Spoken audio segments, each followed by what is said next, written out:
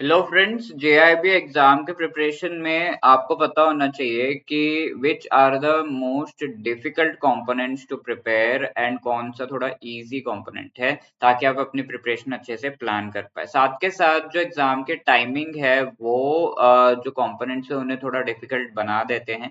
And how to tackle these things, ये हम इस पर्टिकुलर वीडियो में देखेंगे। ऑल्सो जेआईबी एग्जाम की प्रिपरेशन ईजी हो जाती है when you have PYQs, previous years के questions, most important topics and MCQs. उनका बढ़िया पीडीएफ डॉक्यूमेंट हमने बनाया है and you can download that by clicking the link given in the description.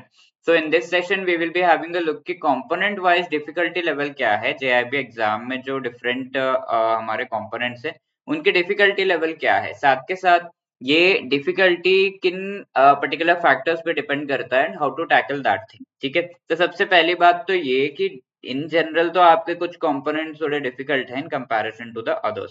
For example हम आई एंड आईएफएस को देख ले तो ये डायनामिक है, साथ के साथ नंबर ऑफ चैप्टर्स भी ज्यादा है, लाइक 45, और इसके वजह से लेंदी है। तो इस वी कैन से कि yes, this is one of the difficult component. साथ के इफ यू सी पीपीबी, ये even though the content is fine, आप बैंक में काम कर रहे हो, principles and practices of banking, तो आपको आराम से ये चीजें समझ में आएंगी। But the number of chapters are really large. ठीक है, 55 चैप्टर्स इसमें, तो that makes it difficult. AFM जो नॉन कॉमर्स बैकग्राउंड है उनके लिए डिफिकल्ट है। एंड आरबीडब्ल्यूएम इन जनरल सभी के लिए थोड़ा इजी है, थोड़ा स्कोरिंग सब्जेक्ट है। 26 चैप्टर्स ही है यहाँ पर, तो नंबर ऑफ चैप्टर्स भी कम है। टॉपिक भी इजी है रिटेल बैंकिंग का। ठीक है, तो आराम से ये कर सकते हैं। इसके साथ एक और फैक्टर, ये तो पहला फैक्टर हो गया कि इन जनरल ये जो कंपोनेंट्स हैं इनमें से क्या इनमें डिफिकल्ट चीजें हैं, एंड डिफिकल्टी की अगर हम बात करें तो how you can rate them. इसके अलावा यू सी, ये जो एग्जाम है 4 तारीख को आपका आई एंड आईएफएस है, 10 तारीख को पीपीबी, 11 को एएफएम है एंड 18 को आरबीडब्ल्यूएम। तो एएफएम एंड पीपीबी वैसे ही डिफिकल्ट हो जाते हैं, बिकॉज एग्जाम से पहले मोस्टली हम पढ़ते हैं, तो हमारे लिए रिवीजन का तो टाइम यहाँ पर ऐसा है कि दोनों कंपोनेंट्स के एक साथ ही करना पड़ेगा, क्योंकि एएफएम से पहले तो टाइम है ही नहीं। तो नॉन कॉमर्स बैकग्राउंड अगर आपको लग रहा है कि यस, एएफएम के बेसिक्स मुझे नहीं पता है, तो थोड़ा सा पहले से एएफएम पढ़ लीजिएगा।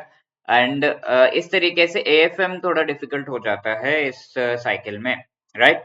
तो लेट अस सी एज ये डिफिकल्टी जो है कॉमर्स नॉन कॉमर्स बैकग्राउंड पे भी थोड़ा वो डिपेंड करता है। इट इज नॉट दैट कि नॉन कॉमर्स वाले एग्जाम क्लियर नहीं कर सकते, ये चीजें गलत है, मिथ है। बट हाँ, प्रैक्टिकली अगर हम देखें तो नॉन कॉमर्स बैकग्राउंड है तो थोड़ा सा तो इफेक्ट आता है, specifically subjects like AFM and IFS, जहाँ पर आपको थोड़ी इकोनॉमिक्स पढ़नी होती है, एज वेल एज एएफएम जहाँ पे कॉमर्स के अकाउंटिंग वाले टॉपिक्स आते हैं। Okay, so based upon this let us see, अगर कॉमर्स बैकग्राउंड का है तो I would say the difficulty of I and IFS is highest, because इसमें जो इकोनॉमिक्स है, फाइनेंस है, इसके काफी सारे फैक्ट्स हैं।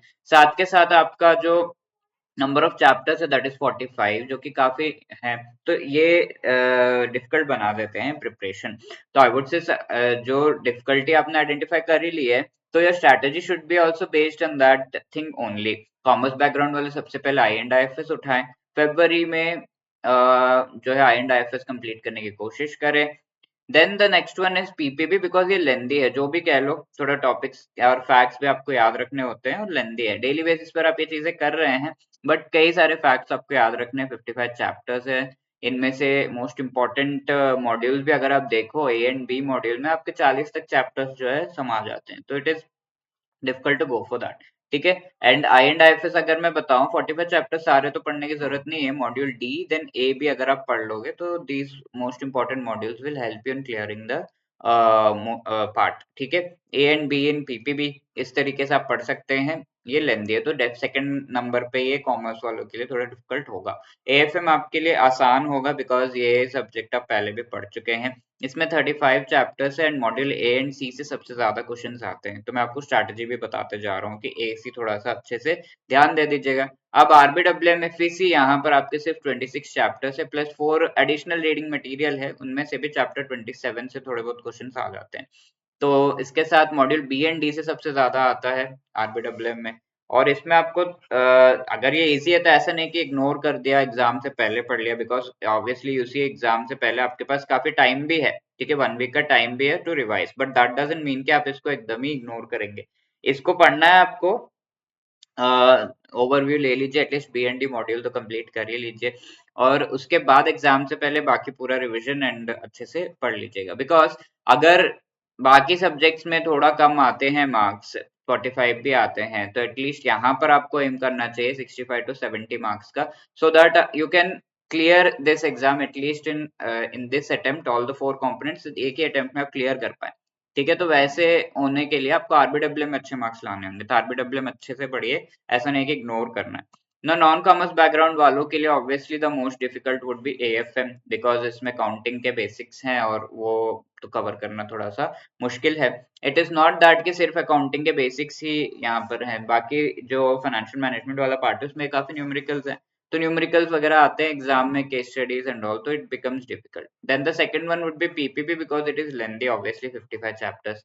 Then IAIFS for the same reasons, like इसमें काफी फैक्ट्स आपको याद रखने हैं, 45 चैप्टर्स हैं।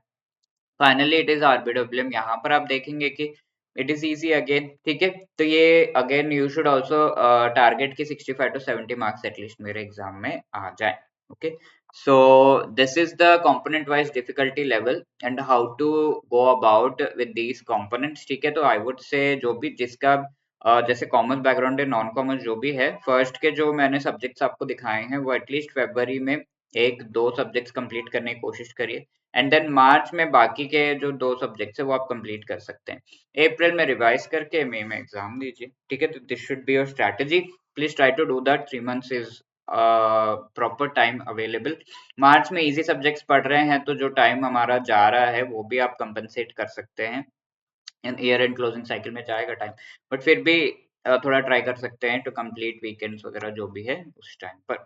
Okay, and finally let me show you कि ये जो कंपोनेंट्स है इनको कवर करने के लिए हमने बहुत ही बढ़िया आपके लिए कोर्सेज बनाए हैं, एंड ये कोर्सेज को आप जो है अवेल कर सकते हैं हमारे जो एडुटैप प्लेटफॉर्म पर जाकर, अगर वहाँ इसका लिंक भी आपको डिस्क्रिप्शन में भी मिल जाएगा, तो जैप कोर्सेज वहां पे जाएंगे, and here you can see the most and the best course here would be the master course. ठीक है, तो है कंप्लीट मास्टर कोर्स, 3 महीने का टाइम है, आराम से सारा का सारा सिलेबस जो है अच्छे से पढ़ने की कोशिश करिएगा, बिकॉज इसमें रिकॉर्डेड वीडियोस आपको प्रोवाइड किए गए हैं 15-15 मिनट्स के। ये रिकॉर्डेड वीडियोस आपको हेल्प करेंगे कि हाँ पूरा सिलेबस जो अच्छे से कवर हो जाए, एंड शॉर्ट रिकॉर्डेड वीडियोस है, आप यहाँ वहाँ कम्यूट करते हुए कैसे भी इन वीडियोस को देख सकते हैं, and you can complete the syllabus. ये वीडियोस के साथ साथ we are also providing the concept notes, each and every chapter के MCQs, full length mock test, and साथ के साथ you are also getting the live classes before the exam for revision. ठीक है, सब कुछ इसमें, तो you should go for the master course. और नहीं मुझे सिर्फ लाइव क्लासेस चाहिए, तो यहाँ पे लाइव क्लासेस का लाइव क्रैश कोर्स बैच भी रनिंग है, you can go for that also.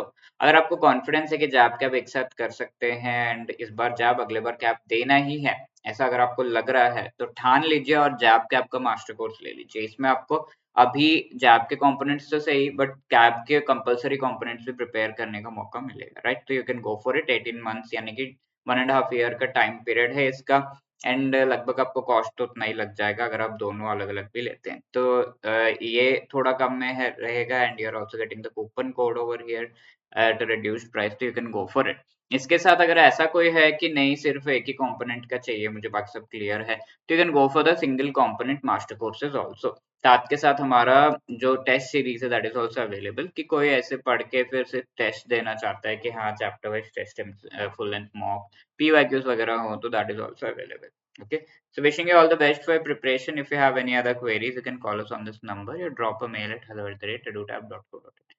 All the best. Thank you.